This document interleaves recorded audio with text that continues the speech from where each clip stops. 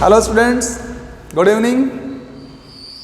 स्वागत है आप सभी का study with dear Khan sir YouTube channel पर।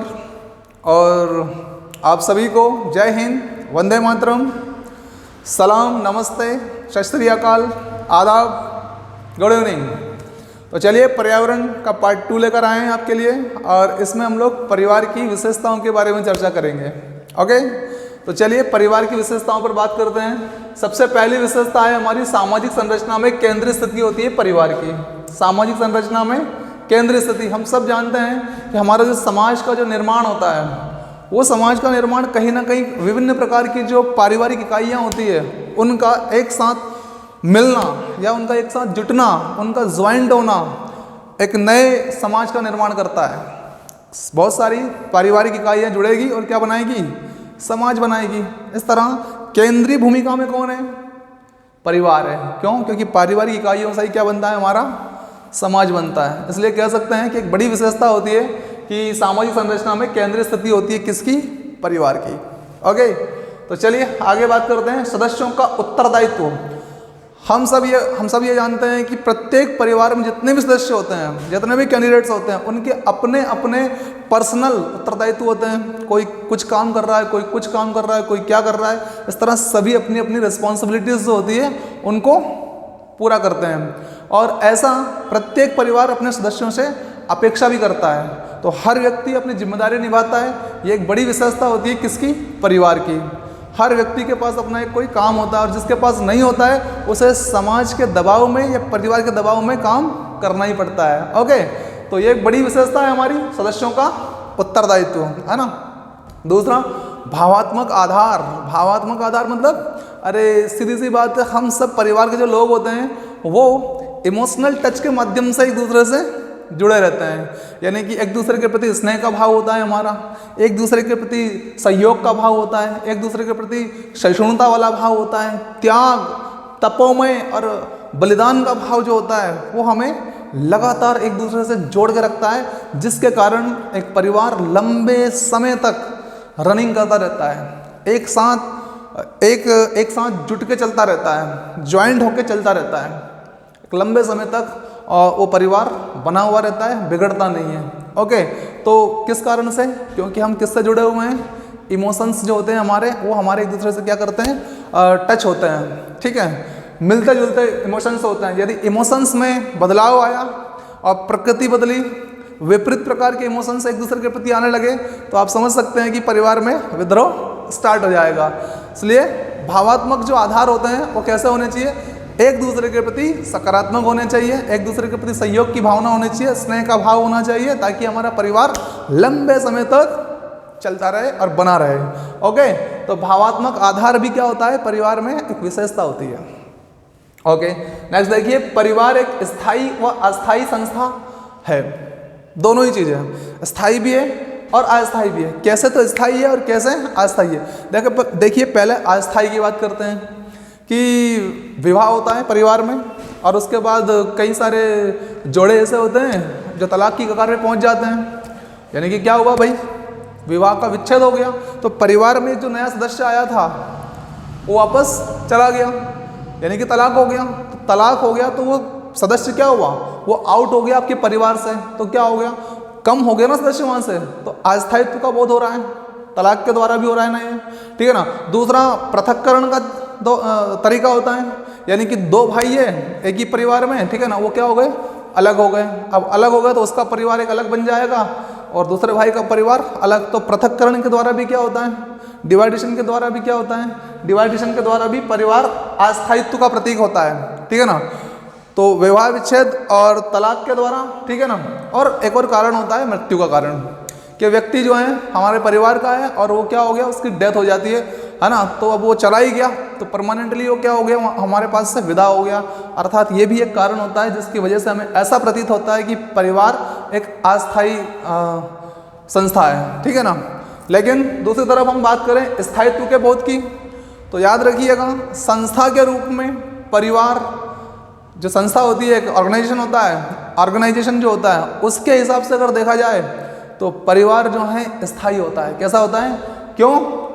इसलिए क्योंकि ये संस्था आज से चालू नहीं हुई है, ये प्राचीन काल से आप देखेंगे तो कुटुंब कबीले आपको IVC के दौर में दिख जाएंगे, इंडस वैली सिविलाइजेशन के दौर में भी दिख जाएंगे।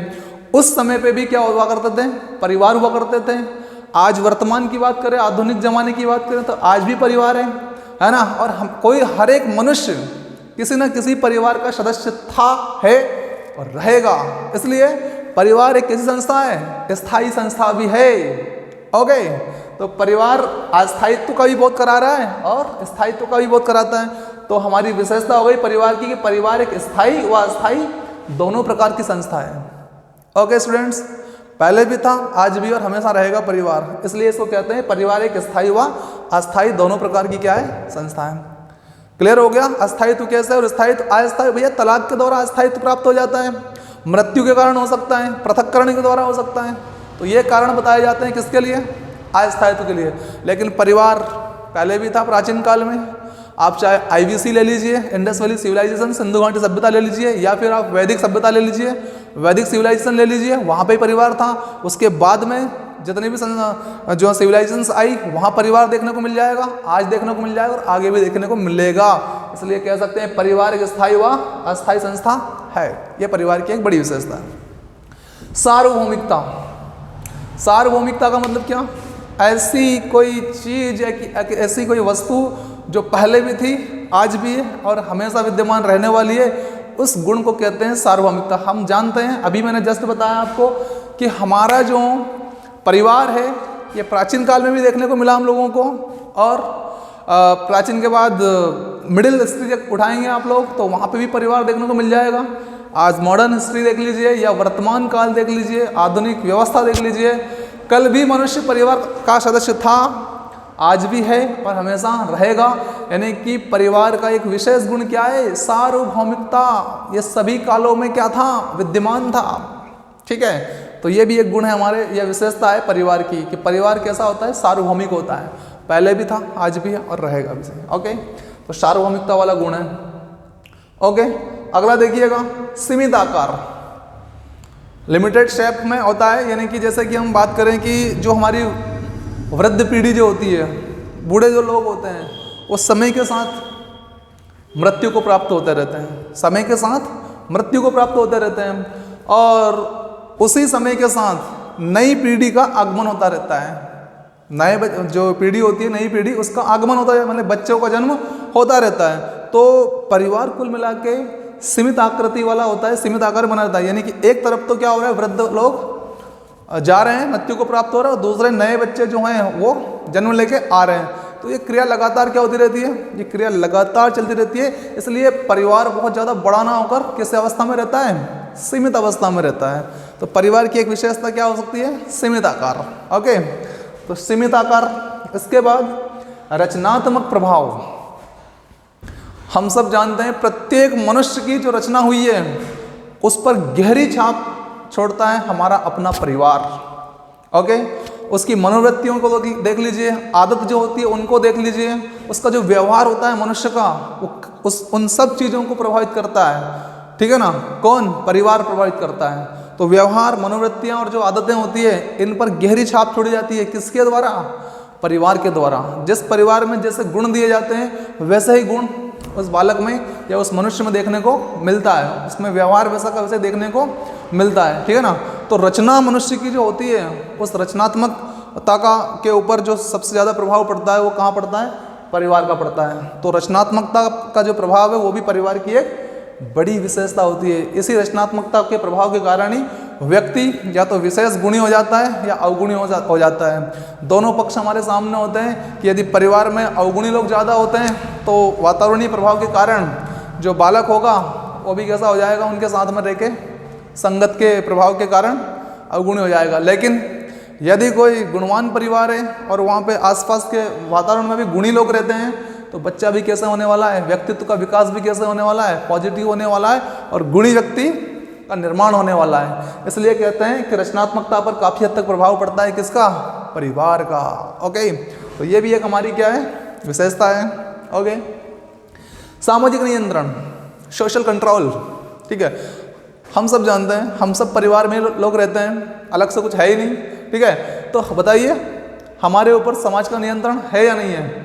अरे भाई, हम अपने मन से कुछ भी मन पड़े वो काम नहीं कर सकते हैं, समाज का नियंत्रण होता है, ठीक है ना। और इस नियंत्रण की वजह से ही हम लोग एक सामाजिक नियमों का पालन करते हुए, सामाजिक कानूनों का पालन करते हुए अपना व्यवहार करते हैं, एक दूसरे से बातचीत करते हैं। मन पड़े वो काम या मन पड़े वैसे हम लोग नहीं बात कर सकते हैं, ठीक है ना। कैसे बात करेंगे? सामाजिक नियमों के अंतर्गत रहते हुए, सामाजिक कानूनों का पालन करते हुए। तो बताइए, आपके ऊपर समाज का नियंत्रण होता है कि नहीं होता है? क्यों? क्योंकि समाज के अनुसार ही या सामाजिक अनुकूल ही हमें व्यवहार करना पड़ता है, ठीक है ना। तो कहीं ना कहीं हमारे व्यवहार पर हमारे समाज का क्या होता है भाई? नियंत्रण होता है, ठीक है। तो सामाजिक नियंत्रण भी क्या है? परिवार की एक विशेषता होती है, और यह होना भी जरूरी है कहीं ना कहीं। इसलिए जरूरी है क्योंकि आजकल के जनरेशन में आप लोग देख रहे हैं जिनके ऊपर सामाजिक नियंत्रण नहीं है या जिनके ऊपर समाज का दबाव नहीं है, जिन लोगों के ऊपर आज बहुत ज़्यादा गलत स्थितियों में वो लोग पहुंच चुके हैं। और कई सारे आप लोग पेपर में रोज़ पढ़ते होंगे, कई सारी उद्दंड टाइप की जो गतिविधियां सामने आ रही है वो देखने को मिल रही है हम लोगों को। क्यों? क्योंकि उन्हें परिवार या समाज से लेना देना नहीं है, उन्हें स्वयं से लेना देना है।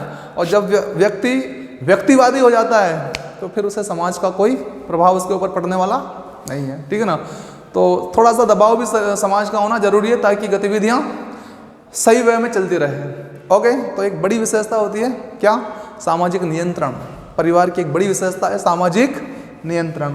ओके स्टूडेंट्स, चलिए आगे देखते हैं। सामाजिक नियंत्रण के बाद वंश नाम की व्यवस्था भी एक बड़ी व्यवस्था है या विशेषता है हमारे परिवार की।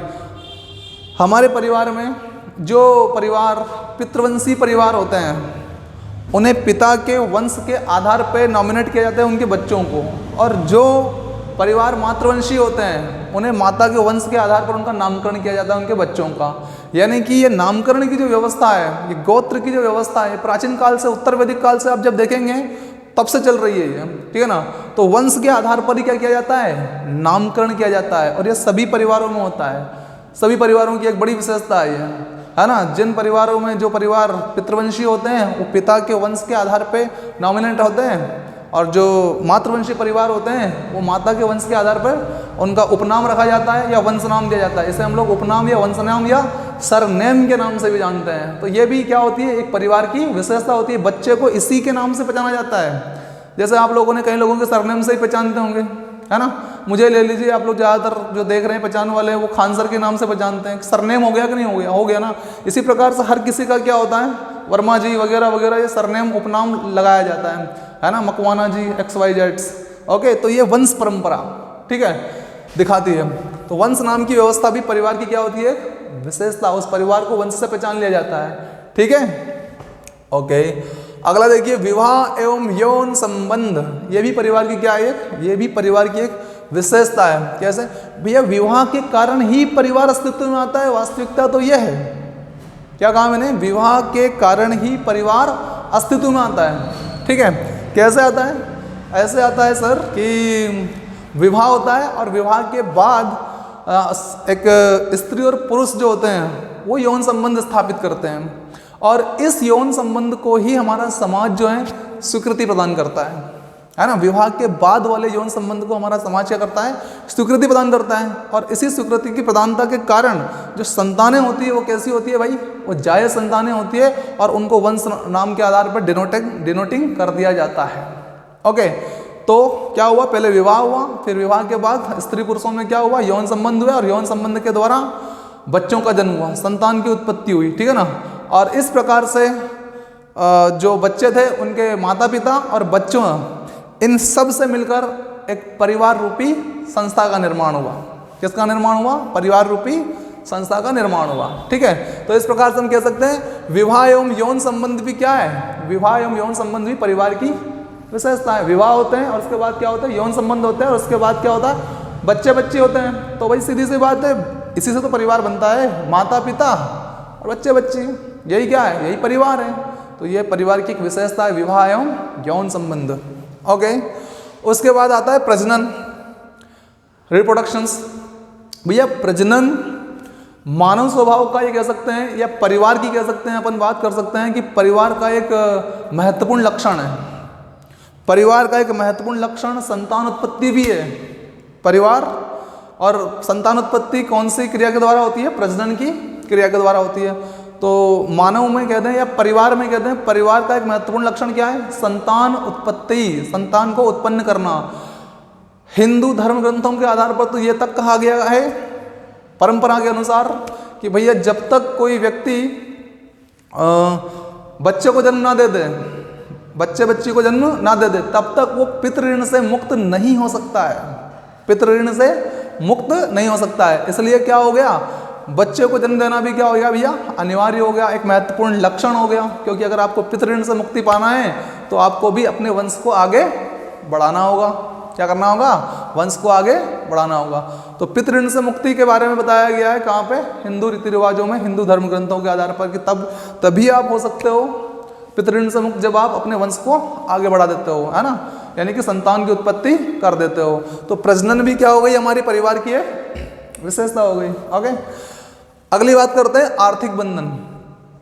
याद रखिए, आर्थिक बंधन भी हमारे परिवार को काफी हद तक एक सूत्र में बांधने का काम करता है। सिर्फ यौन संबंध या यौन स्वीकृति जो होती है वही परिवार को एक सूत्र में बांध के नहीं रखती है, ठीक है। आर्थिक बंधन भी बहुत बड़ी महत्वपूर्ण भूमिका निभाता है, किसमें? परिवार को एक सूत्र में बांध रखने के लिए। कैसे? क्योंकि हर परिवार का जो सदस्य होता है, हर कोई जो सदस्य होता है परिवार का, वो कुछ ना कुछ अपने परिवार का पालन पोषण करने के लिए, उनकी आवश्यकताओं की पूर्ति करने के लिए किसी न किसी आर्थिक क्रिया में संलग्न जरूर होता है, जिसके माध्यम से, उस आर्थिक क्रिया के माध्यम से वो अपने परिवार का पालन पोषण कर सके, उनकी हर एक आवश्यकता की पूर्ति कर सकते हैं। जो जायज़ आवश्यकता होती है कम से कम वो तो पूर्ति कर सकता है, ठीक है ना। तो ये आर्थिक बंधन जो होता है ये भी परिवार की क्या हो गई? एक बड़ी विशेषता हो गई। क्योंकि इस बंधन में बंधने के बाद व्यक्ति क्या करता है? वो पैसा कमाना, वो अर्निंग करना चालू कर देता है, ताकि अपने परिवार की भरण पोषण कर सके, अपनी आवश्यकताओं की स्वयं की पूर्ति कर सके, अपने परिवार की पूर्ति कर सके। तो इस प्रकार से आर्थिक बंधन भी क्या हो गया हमारा? क्या हो गया? परिवार की एक विशेषता हो गई। और ये रीड 2016 में पूछा भी गया है, ठीक है ना, आर्थिक बंधन संबंधित प्रश्न। और साथ साथ आपका सदस्यों का उत्तरदायित्व वाला भी रीड 2016 में पूछा गया है। ओके, उसके बाद विवाह एवं यौन संबंध वाला प्रश्न भी पूछा गया है रीड 2016 में, यानी कि क्वेश्चन तो यहाँ से बनता है। ओके, तो चलिए स्टूडेंट, आज के लिए इतना ही। मिलते हैं कल की क्लास में, नेक्स्ट क्लास में, और आगे बढ़ाते हैं इसी परिवार की अगली यूनिट्स को। और अगली क्लास में हम प्रयास करेंगे देखने का परिवार के प्रकारों के बारे में, कि परिवार कितने प्रकार के होते हैं और उनकी क्या क्या विशेषताएं होती है, संयुक्त परिवार क्या होते हैं, एकल परिवार क्या होते हैं।